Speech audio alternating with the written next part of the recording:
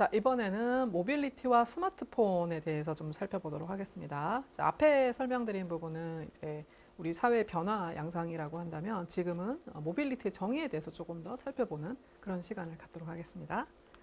자, 퀴즈라고 내봤는데 맞추실 수 있을지 모르겠네요. 지금 6가지 이미지가 있어요. 보시고 이 이미지가 무엇을 말하고 있는지, 답은 물론 저기 나와 있긴 한데요. 자, 보실까요? 위에 3가지 보실게요. 우리가 이동하는 어떤 그 교통수단이든지 아니면 이동하는 모습이라는 거죠. 아래쪽 보시겠습니다. 요거는 많이 사진에서 보실 수 있는 집인데요. 몽골의 게르라고 하는 이동형 주택입니다. 이런 집이 몽골에 엄청 많습니다. 전통 가옥인데 아직까지 여기서 수많은 사람들이 살고 있어요. 왜 이런 주택이 있을까 하는 거예요. 이 주택 때문에 몽골인들을 지칭하는 용어가 있죠. 노마드족, 그러니까 우리말로 하면 유목민이라고 하는 사람들입니다. 제가 몽골 가봤었습니다. 울란바토르도 가봤고 시골도 가봤는데요. 크게 차이가 없습니다. 왜냐하면 땅의 대부분이 목초지이기 때문에 많은 사람들이 이 집에 기거를 하면서 목축을 합니다. 어디를 봐도 우리가 살고 있는 아파트나 직육면체 형태의 집으로 보이진 않으시죠? 이 집은 제가 안에 들어가서 구조를 봤는데 뼈대가 있어요. 나무 뼈대가 있습니다. 그리고 이 바깥쪽에 하얀 거는 양털이라든지 그런 가죽으로 이 추위를 막기 위해서 이렇게 둘러싸져 있습니다. 그리고 중간에 여기 나와 있는 요거는 연통. 여기서 밥을 해 먹습니다. 그러니까 요 동그란 집 안에 숙소로, 그러니까 잠을 잘 수 있는 침대, 그다음에 밥을 해 먹을 수 있는 부엌도 다 있어요. 생각보다 편합니다. 저 잡았는데요, 되게 편해요.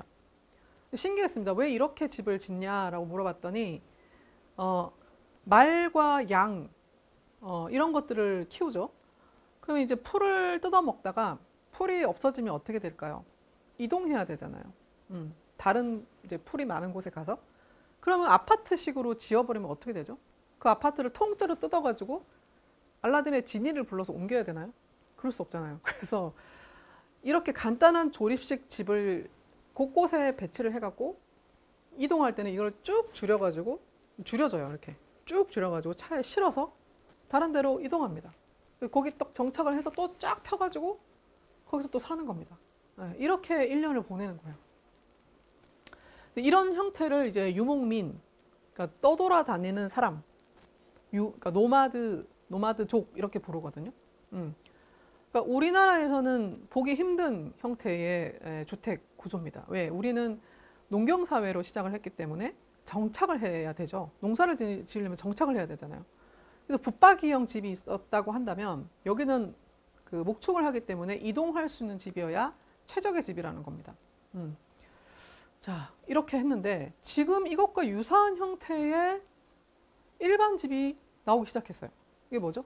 에어비앤비라고 하는 거죠. 자, 에어비앤비가 처음 등장했을 때 사람들이 저 에어비앤비 CEO는 진짜 부자인가 보다. 집이 몇 천에 대해서 저걸 할 수 있을까라고 생각했어요. 근데 그 사람 집이 한 채도 없어요. 집이 없습니다. 어떻게 하죠? 수많은 각 나라의 빈집을 갖고 있거나 자기 집을 대여해주는 사람과 링크가 돼가지고 에어비앤비를 통해서 예약을 하면 그 집에서 며칠 살 수 있게 되는 거예요. 그러니까 뭐죠? 굳이 내가 붙박이형 집이 아니고 꼭 좋은 호텔이 아니어도 이런 집을 빌려서 내가 언제 어디서든지 이동하면서 마치 유목민들이 목축하면서 살듯이 내일은 이 집에서 모레는 다른 에어비앤비를 통해서 이동하면서 기거를 할 수 있다는 게 되는 거죠. 또 하나 이제 우버라고 돼 있죠. 굉장히 비슷한 개념입니다. 택시. 우리나라에서는 지금 저 공유 택시의 개념이 불법이다라 그래가지고 많이 도입이 안 되고 있는 상황인데요. 제가 최근에 이제 외국 여행 갔을 때 우버를 한번 타본 적이 있습니다. 정말 빨리 왔습니다. 정말 빨리 오고 편안했습니다. 그러니까 일반 자기 차를 가지고 이제 우버에 등록된 택시 드라이버가 예약된 시간을 보고 와가지고 저희를 태우고 이제 가는 거죠. 우버를 처음 타봤는데 뭐 일반 택시랑 다를 게 하나도 없었고 그냥 일반인이 매우 잘 길을 찾아줬던 그런 경험을 하게 됐습니다. 뭐라는 거죠? 이게 우버도 마찬가지예요. 우버의 CEO는 그럼 전 세계 택시를 다 갖고 있겠네? 이런 개념이에요. 한다라는 거죠. 근데 그게 아니에요. 필요가 없습니다. 그럴 필요가 없고 사람과의 연결이면 되는 거예요. 연결이면 언제 어디서든지 이동할 수 있게 된다는 거죠. 그래서 이 모빌리티라고 하는 것이 낳은 또 하나의 산물이 바로 공유가 아닌가라는 생각이 들어서 이 그림에서 제가 설명을 좀 드려봤습니다.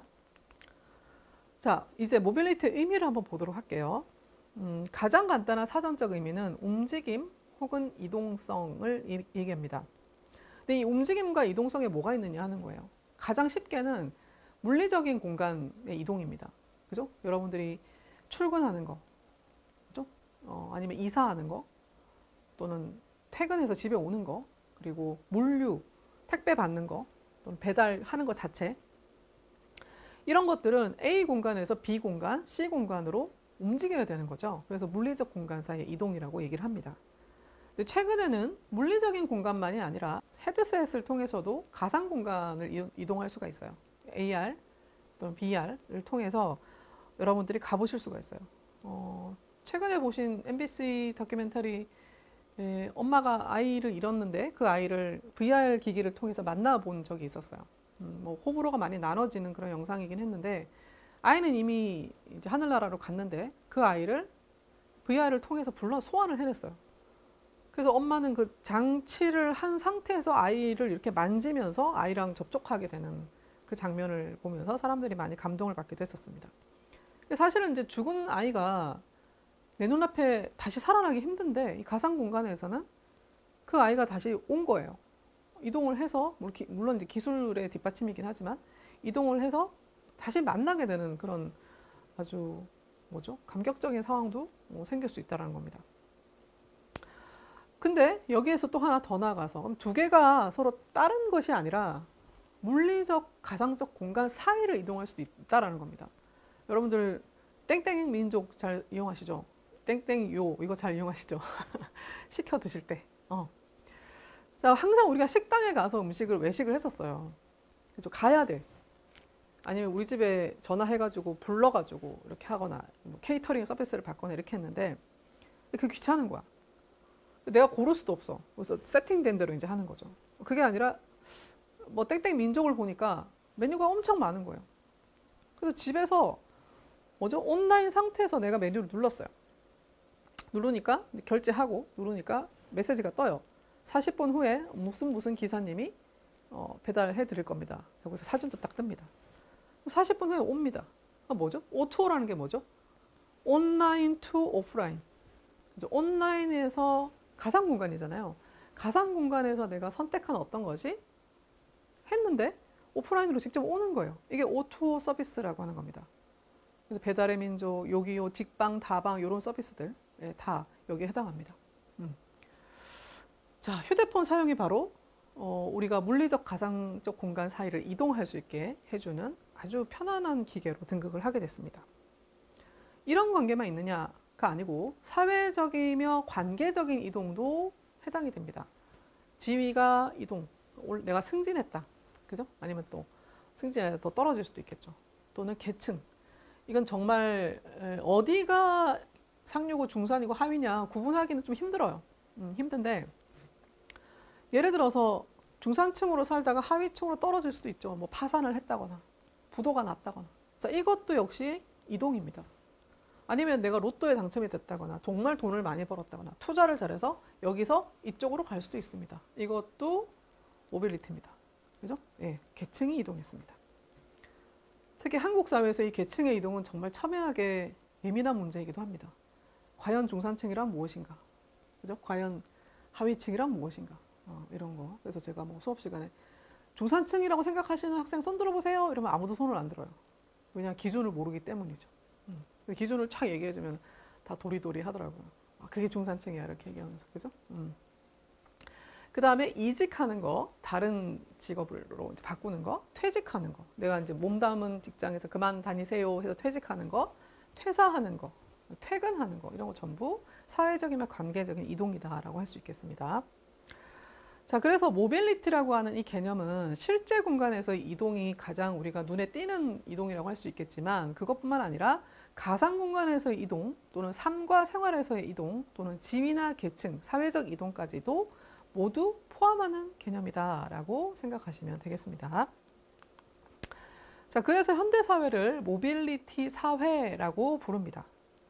왜냐? 현대사회의 대표적인 특징이 바로 움직임이기 때문입니다. 움직임. 우리가 흔히 움직임이라고 얘기했을 때는 뭐 움직임을 전문으로 하는 사람들, 무용가 이런 사람들을 주로 생각을 하고 살았는데 여러분들이 움직이지 않으면 사실 되는 일이 별로 없어요. 그렇죠? 어딜 가려면 교통수단을 이용해서 어딜 가야 되죠. 그 다음에 사람하고 만나서 뭔가 얘기를 해야 할 때도 움직여야지 되는 거잖아요. 그렇죠?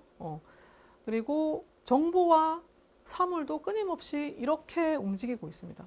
이 안에는 여러분들이 필요한 물건이 들어있을 수 있습니다. 이걸 타야 여러분들이 직장으로 갈 수도 있습니다. 그렇죠? 그래서 모빌리티 사회다라고 우리 현대 사회의 특징을 한마디로 얘기해라 그러면 모빌리티 사회다라고 말할 수 있는 시대가 됐습니다. 모빌리티 패러다임이라고 하는 거는 그래서 이 모빌리티 사회가 있기 때문에 모든 것은 동적인 것으로 이해해야 한다라고 하는 그 틀이 바로 모빌리티 패러다임이라고 하는 것입니다.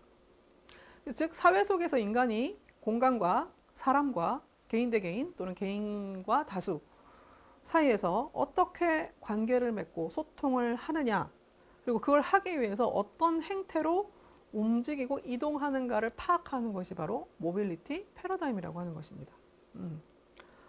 여러분들 오는 방법도 여러 가지죠. 차 타고 오는 친구, 걸어서 오는 친구, 자전거 타서 오는 친구, 그냥 그죠? 뭐 멀리서 뭐 지하철을 몇 시간을 타고 오는 친구, 아니면 비행기를 타고 오는 친구, 뭐 가지가지잖아요. 그렇죠? 어떻게 이해를 하느냐, 또 친구를 어떤 식으로 만나느냐, 내 업무 클라이언트랑 어떤 장소에서 만나서 얘기하고 소통하고 어떤 방식으로 거래를 하느냐, 전부 다 모빌리티 패러다임이다라고 이해할 수 있겠습니다. 자, 그래서 모빌리티의 특성을 한번 보면요. 자, 정주에서 유목이 됩니다. 또 돌아다니게. 노마디즘, 아까 게르 설명하면서 말씀드렸죠? 노마디즘. 노마드족, 여러분들 같은, 저만 해도 사실 딱 한 장소에서만 연구하지 않아요. 카페에서도 했다가, 연구실에서도 했다가, 집에서도 했다가, 그죠? 뭐 방바닥에서도 했다가, 일어서서도 했다가, 뭐, 그죠? 예. 그래서 필요한 곳을 찾아서 이동하는 것입니다. 그래서 정주가 어떤 이런 거죠. 더 이상 책상이 과연 필요한가? 사무 공간이라는 것이 필요한가? 그래서 요즘에는 공유 오피스라는 개념도 굉장히 많이 나오더라고요. 그래서 뭐 일정한 금액을 내면은 얼마든지 와서 사용할 수 있는 그 안에서 또 이제 네트워크가 형성이 되기도 하고 그런 공간들이 생겼습니다. 이런 것들이 이제 노마디즘이죠. 그런 말도 하잖아요. 노트북과 모바일만 있으면 난 어디서나 일할 수 있다. 그게 점점 기정사실화되고 있는 것 같습니다. 자, 편리한 교통수단과 모바일 기기, 뭐 이동하면서 학습하거나 영어도 배우고 뭐 그죠? 예, 영화나 숙박시설 예약도 가능하고 그죠? 네, 그런 앱들도 엄청나게 쏟아지고 있습니다. 자, 제조에서 서비스, 아까 우버, 에어비앤비 이분들은 공장을 갖고 있지도 않습니다. 그 많은 호텔, 그 많은 이제 뭐죠? 집, 그다음에 그 많은 택시를 갖고 있지도 않습니다. 더 이상 제조업을 하지 않는다라는 거예요. 제조를 하지 않아도 서비스만 갖고도 일이 만들어진다. 생성이 된다라는 의미를 하고 있습니다. 자, 그래서 모바일에서 선택해서 실제로 결제하고 오프라인에서 그 서비스를 받는 거. 이게 바로 뭐죠? 제조에서 서비스로 나아가는 모바일 패러다임의 변화다라고 할 수 있겠습니다. 저같이 굉장히 게으른 사람들은 이 모빌리티 시대가 너무 좋은 거예요. 저는 진짜 동굴인이거든요. 동굴인. 잘 나가기 싫어합니다. 일이 있을 때만 나가는데 그런 사람한테는 이 정주에서 유목이라든지 제조에서 서비스라고 하는 이 모빌리티의 특성이 정말 잘 맞는 거죠. 저는 모빌리티에 최적화된 사람이 아닌가 라는 생각을 합니다. 자, 소유에서 공유로 더 이상 많은 것을 가질 필요가 없는 거예요. 이미 서비스가 있어요. 그걸 여러분들 쓰시기만 하면 된다는 얘기예요. 공유 경제, 에어비앤비, 우버 이런 것들. 그렇죠? 실물이 내 눈앞에 있느냐, 즉 소유할 필요가 있느냐가 중요한 것이 아니라 언제 어디서나 연결이 되느냐가 중요한 겁니다. 연결. 핵심이 연결이라는 거죠. 연결이 안 되면 할 수가 없기 때문에 연결이 안 되면 모빌리티도 의미가 없는 거죠. 그래서 제레미 레피킨인가요? 그 사람이 소유에서 소유냐 존재냐 뭐 이런 책을 쓰셨죠. 근데 이제 더 이상 소유의 의미가 희색이 많이 된다라고 하는 것을 알 수가 있겠습니다. 그러니까 우리의 어떤 가치관의 변화도 이 모빌리티를 통해서 많이 일어날 수 있다라는 것입니다. 자, 우리는 특히 한국 사회는 집단을 중시합니다. 근데 이제는 이 모빌리티 때문에 언제 어디서나 내가 접속해서 연결해서 일을 할 수 있기 때문에 혼자서 업무를 해도 상관이 없는 거예요. 그래서 집단의 어떤 그런 성향이라든지 집단의 체제, 집단의 일하는 형태를 굳이 내가 따를 필요가 없다라는 시대가 됐습니다. 그래서 요즘에 많이 나온 게 뭐죠? 혼밥, 혼술, 혼영, 혼놀 트렌드가 많이 부상을 하는 이유가 여기에 있어요. 제가 얼마 전에 무슨 대형마트 푸드코트를 갔는데 정말 많이 변했더라고요. 식탁이 이렇게 있긴 한데 개인 푸드코트에 개인 식탁이 있는 걸 본 적이 없는데 그 대형마트에는 개인 식탁이 다 칸막이로 다 질러져 있는 거예요.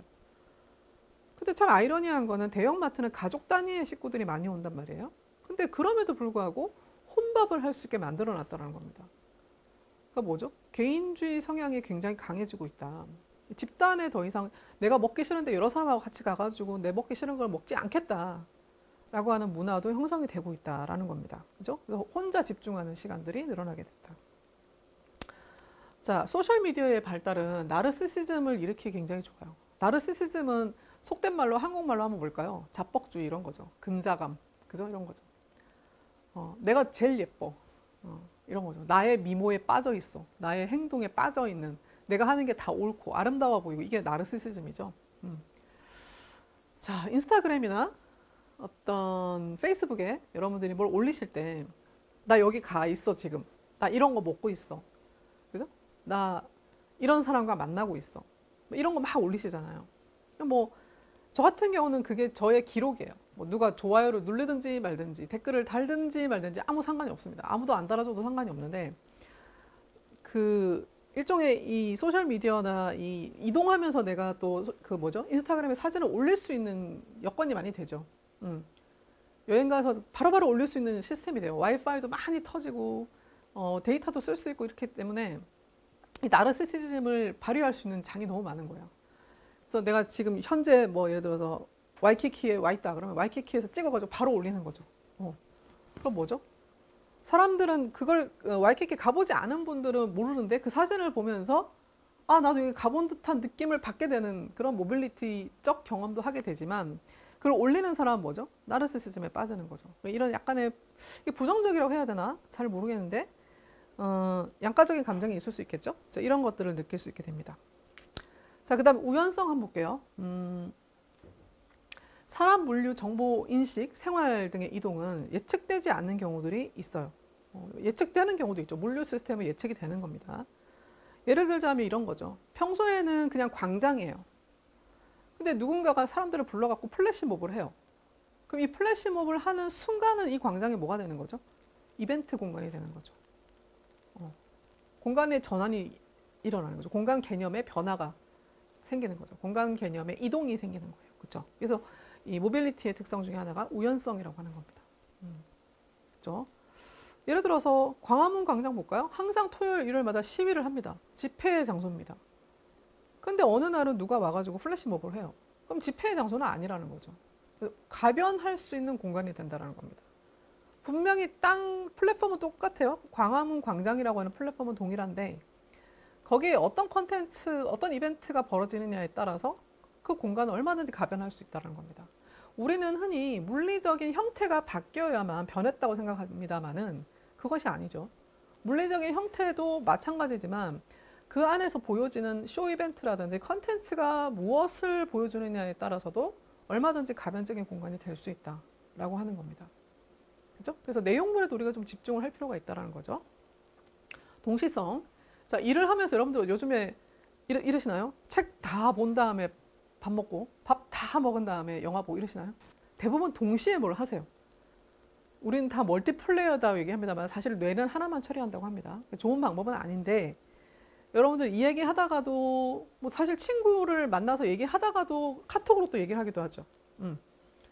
영화 보면서도 영화 좀 지루한 장면 나오면 바로 또 휴대폰 켜기도 합니다. 그쵸? 그래서 동시에 여러 가지 일을 합니다. 얘기하다가 게임을 하기도 합니다. 자, 이게 전부 다 모빌리티의 어떤 특성이라고 할 수가 있겠습니다.